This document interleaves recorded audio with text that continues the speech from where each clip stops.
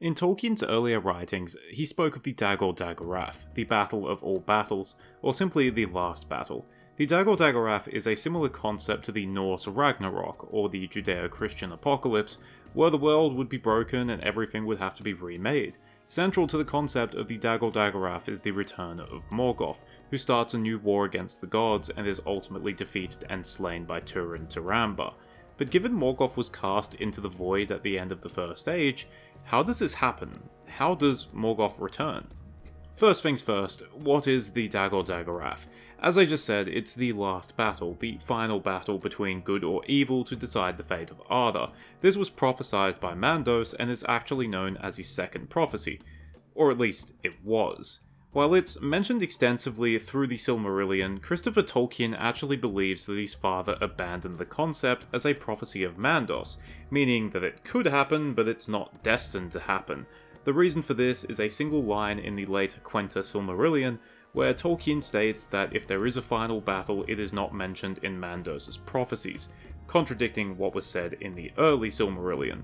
Basically, Christopher believes that his father intended on removing the idea from a revised Silmarillion, but never got around to it because, well, he died. But this video isn't about whether or not the Dagor Dagorath should be considered canon.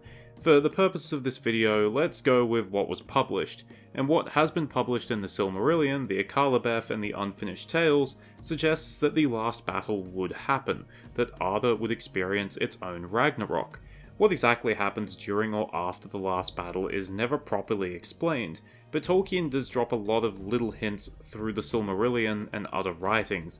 For example, Morgoth is supposed to return, Manwë is supposed to finally come down from the mountain of Taniquetil, something bad is supposed to happen to the sun and moon, Feanor returns, the Silmarils play a part, Ar-Pharazôn and his army are supposed to awaken from beneath the caves of the Forgotten, Turin Turambar is supposed to kill Morgoth, and the dwarves are meant to help Aule remake everything after the war is done. Logically, Morgoth returning would be the catalyst of the last battle. After all, he is the ultimate evil of Tolkien's work. But Morgoth's return shouldn't be so simple. When Morgoth was defeated for the first time, he was locked in prison for thousands of years, and upon his release he was restricted to Valinor and put on probation. This didn't end well, Morgoth caused problems, and when it was discovered, he fled, recruited the help of Ungoliant, slew the two trees of Valinor, and Finwë, the king of the Noldor. This led to the rebellion of the Noldor, and Feanor leading them back to Middle-earth, where they started a hopeless war against Morgoth in his rebuilt seat of Angband. This mistake was not made a second time. When Morgoth was captured after the War of Wrath, the Valar were not lenient with him. He is said to have been executed, and his houseless spirit was cast through the doors of night into the void. Unlike other fantasy settings, where the void is often a living entity of sorts or a great source of power, in Tolkien's universe the void is simply the nothingness outside of the universe. It's a timeless place where nothing actually exists, except for Morgoth's angry spirit, which is presumably powerless to return. But eventually he does return, so the question is how? As a disclaimer, we truly have no idea, which is why this video is a Middle-earth mystery, so I'll do my best. Firstly, how does Morgoth return? Although Morgoth is in the Void, he's not trapped there as far as we know. The Void isn't a prison. In fact, Morgoth did spend time travelling in the Void in the past, and could leave willingly.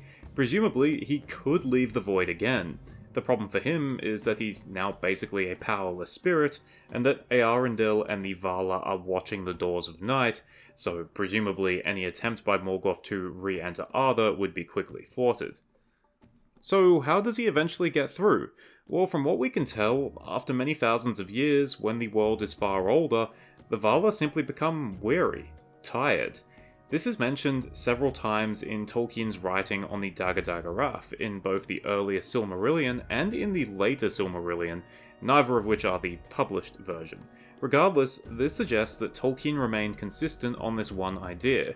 I know it's a somewhat lame reason, but it fits perfectly with the broader themes of Tolkien's work, that evil often comes back because the vigil of good lapses.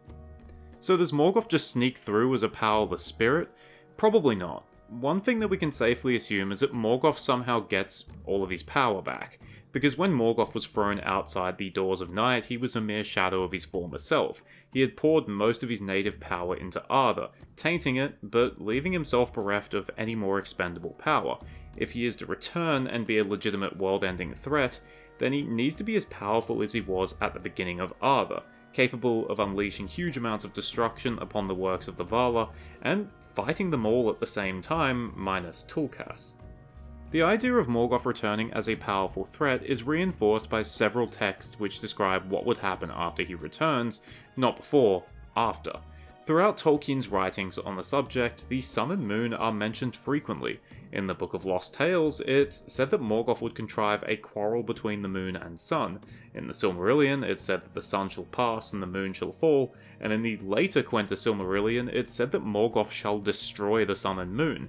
So basically, when Morgoth returns, he returns with a bang, and seemingly the Sun and Moon are the victims. The great start to an apocalypse. So how does he get this power back? One way is that it just naturally returns. While the Ainur have a finite amount of power, it can still gradually return when they lose it, a process that can take thousands of years. However, there's a few other question marks here. While Tolkien states that Morgoth's loss of power was reversible even up until his return to Middle-earth, it's unclear whether it was reversible at the state he was left in after he was tossed into the void. In the case of Sauron and Saruman, who suffered similar reductions in power, Tolkien definitively states that neither would be a problem again. Another problem is where Morgoth's power is located. It was sunk into Arda itself. It exists in every living creature and in every natural element to a certain extent. More in men, less in elves. More in gold, less in silver or water. If Morgoth's power would return, then that should imply that Morgoth's power should recede from Arda. But we're not sure if this is actually possible, because Arda Mad was the decay of Arda to a more baseline state. If Arda Mad was to end, then couldn't the decay be reversed, and wouldn't Arda prior to Morgoth's return be more magical than ever before? And finally, does Morgoth's location create a problem? Can his power even return to him when he's literally outside of the universe? One possibility is that Morgoth's power returns due to the actions of Iluvatar. It's possible that in order to prepare the world to be remade, Iluvatar would have to heal it of Arda Mad.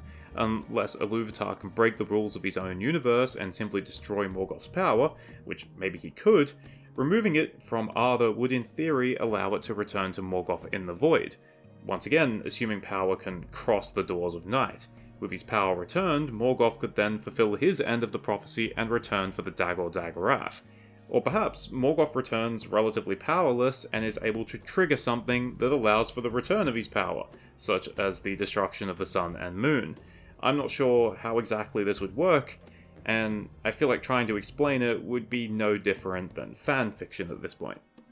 One thing I do want to rule out though, because it's a really popular trope in fantasy, is the idea that Morgoth's power was fueled by human sacrifices.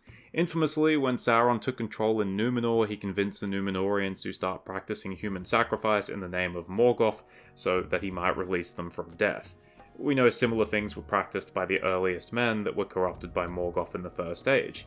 But there's nothing to indicate that this actually does anything, and that the whole practice of human sacrifice was just A, a way for the Dark Lords to amuse themselves, and B, a brilliant way to spread corruption amongst your servants. After all, good guys don't commit human sacrifice. Unfortunately, in the end, we don't really have an idea about what would happen and whether it would actually happen, because after all, the Dagor Dagorath was seemingly removed as a prophecy. Naturally, Tolkien didn't go into the mechanics behind Morgoth's return, nor does he explain how it would happen, and what would happen beyond a few very vague descriptions. That said, I hope you've learned at least something from this video. Thank you for watching, I hope you enjoyed it or at least found it interesting. If you want to know more about the Dagor Dagorath, unfortunately there's not much beyond a few scattered texts that vary wildly in what they contain. Some are full of concepts that are clearly no longer canon, others are much more consistent with published works, but even they contain things that Tolkien clearly wasn't set in stone about. Cheers, farewell, and remember, I know someone is going to write, somehow Morgoth returned, so I'm just going to say it here at the end of the video. Somehow Morgoth returned. Sorry.